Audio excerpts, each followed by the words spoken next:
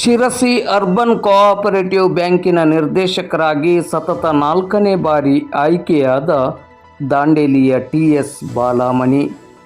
107 ವರ್ಷಗಳ ಇತಿಹಾಸವಿರುವ Sirsi urban cooperative ಬ್ಯಾಂಕಿನ ನಿರ್ದೇಶಕರಾಗಿ ದಾಂಡೇಲಿ ತಾಲೂಕಿನ ಉದ್ಯಮಿ ಹಾಗೂ ಸಮಾಜ ಸೇವಕರಾದ ಟಿ.ಎಸ್. ಬಾಲಮಣಿ ಅವರು ಸತತ 4ನೇ ಬಾರಿ ಆಯ್ಕೆಯಾಗಿ ಗಮನ ಸೆಳೆದಿದ್ದಾರೆ.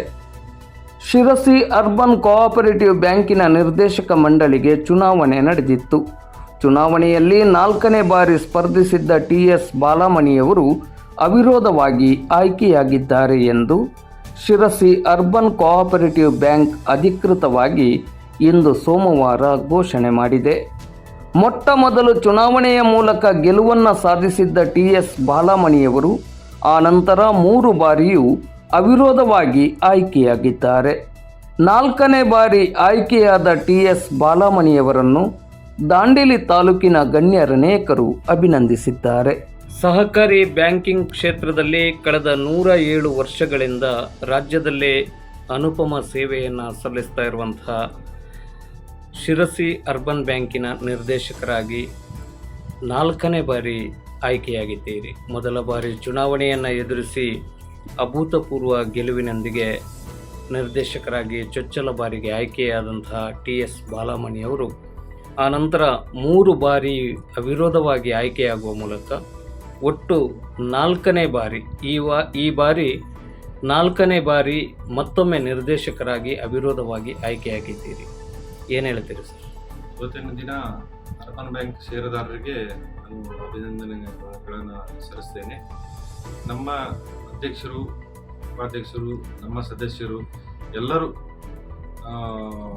ಇದರಿಂದ ಅಂದರೆ ಭಾಳ ಒಳ್ಳೆ ರೀತಿಯಿಂದ ನಾವು ನಡೆಸ್ಕೊಂಡು ಹೋಗ್ತಾ ಇದ್ದೀವಿ. ಹೀಗಾಗಿ ನಮ್ಮ ಎಲ್ಲ ಪಾರದರ್ಶಕವಾಗಿ ಎಲ್ಲನೂ ಬ್ಯಾಂಕಿನಲ್ಲಿ ವ್ಯವಹಾರಗಳು ಎಲ್ಲ ಇರ್ತದೆ. ಹೀಗಾಗಿ ಆ ಬ್ಯಾಂಕಿನಲ್ಲಿ ಒಂದು ಡೈರೆಕ್ಟರ್ ಆಗಿ ನನಗೆ ಭಾಳ ಖುಷಿಯಾಗುತ್ತೆ. ಹೀಗಾಗಿ ಈ ಸಲ 4ನೇ ಬಾರಿ ನಾನು ಅವಿರೋಧ ಆಯ್ಕೆಯಾಗಿದ್ದೇನೆ. ನಿಮ್ಮ ನಿರ್ದೇಶಕ ವ್ಯಾಪ್ತಿಯಲ್ಲಿ ಎಷ್ಟು ಶಾಖೆಗಳು ಬರ್ತವೆ? ಒಟ್ಟು 16 ಶಾಖೆಗಳು ಬರುತ್ತೆ. 16 ಶಾಖೆಗಳು ಇರುತ್ತೆ. ಆಮೇಲೆ ಒಂದು ನನಗೆ ಮೇಜರ್ ಆಗಿ 4 ಬ್ರಾಂಚ್ಗಳು, 2 ಬೆಂಗಳೂರು, 1 ಹುಬ್ಳಿ, 1 ದಾಂಡೇಲಿ. ಈಗ 4ನೇ ಬಾರಿ ನಿರ್ದೇಶಕರಾಗಿದ್ದೀರಿ. ಬ್ಯಾಂಕಿನ ಹಿರಿಯ ನಿರ್ದೇಶಕರು ಅಂತ ನಾವು ಕರಿಬಹುದು. ಏನಾದರೂ ಈ ಬಾರಿ ಅಧ್ಯಕ್ಷರಾಗುವಂತಹ ಸಾಧ್ಯತೆ ಏನಾದರೂ? ಇಲ್ಲ, ಆ ಥರ ಏನೂ ಇಲ್ಲ. ಯಾಕಂದರೆ ನಮ್ಮ ಬ್ಯಾಂಕಿನ ಒಳ್ಳೆ ಥರ ಸಂಬಂಧ ಇದೆ. ಹೀಗಾಗಿ ನಾನು ಅದಕ್ಕೇನು ಹೇಳಲಿಕ್ಕೆ ಬಯಸೋದಿಲ್ಲ. ಮತ್ತು ಒಳ್ಳೆ ರೀತಿಯಿಂದ ನಡ್ಕೊಂಡು ಹೋಗಲಿ ಅಂತೇಳಿ 107 ವರ್ಷದಿಂದ ಕಟ್ತಾ ಬಂದಿದ್ದಾರೆ. ಅದನ್ನು ಒಳ್ಳೆ ರೀತಿಯಿಂದ ಮುಂದುವರಿಸಬೇಕಂತೇಳಿ ನನ್ನ ಆಸೆ.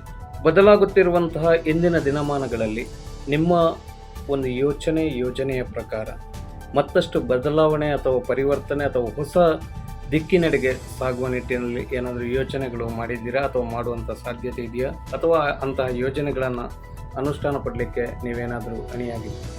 ನಮ್ಮ ಬ್ಯಾಂಕಿನ ಒಳ್ಳೆ ವ್ಯವಹಾರಗಳಲ್ಲಿ ಯಾರು ಮುಂದಾಗಿ ಬರ್ತಾರೆ ಅವ್ರನ್ನ ಸಪೋರ್ಟಿವ್ ಆಗಿ ನಾವು ಮಾಡ್ತೀವಿ.